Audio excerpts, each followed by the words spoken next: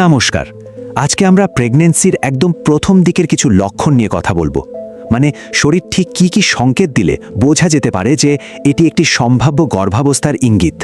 তো একটা প্রশ্ন করা যাক, প্রেগন্যান্সির প্রথম 5টা লক্ষণ কি কি সেটা কি জানা আছে? আজকের আলোচনাটা কিন্তু ঠিক এই বিষয়টা নিয়েই।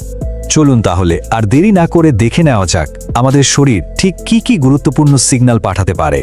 তো তালিকার 1 নম্বরে যেটা আছে আর যেটা সবচেয়ে বেশি পরিচিত সেটা হলো পিরিয়ড মিস হওয়া।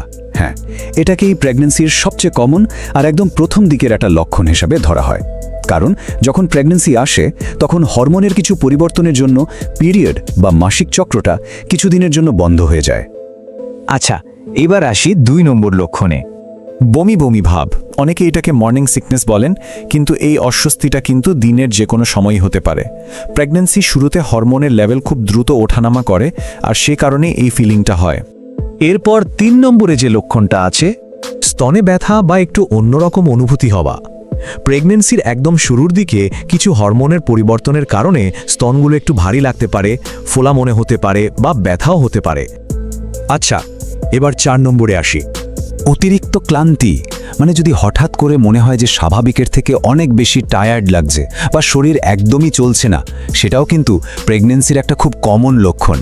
এর পেছনেও কিন্তু হরমোনই দায়ী, বিশেষ করে প্রোজেস্টেরন।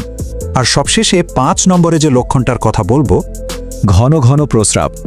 প্রেগন্যান্সির সময় শরীরে রক্তের পরিমাণ বেড়ে যায়, যার ফলে কিডনিকে একটু বেশি কাজ করতে হয়। আর সে কারণেই স্বাভাবিকের চেয়ে ঘন ঘন ওয়াশরুমে যাওয়ার প্রয়োজন হতে পারে। এই কথাটা কিন্তু খুবই জরুরি। দেখুন, যেমনটা বলা হয়েছে, এই লক্ষণগুলো দেখা গেলে ইগনোর করবেন না। তার মানে হলো এই শারীরিক পরিবর্তনগুলো দেখা দিলে সেগুলোকে অবশ্যই গুরুত্বের সাথে দেখতে হবে।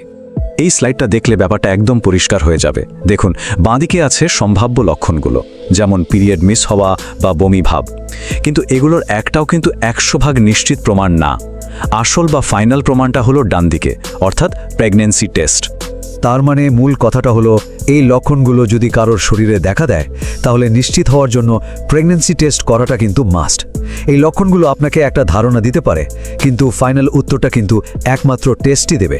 তো এই বিষয়ে বা স্বাস্থ্য নিয়ে এরকম আরও তথ্য জানতে চাইলে আমাদের ফলো করতে পারেন। আজকের মতো এখানেই শেষ করছি।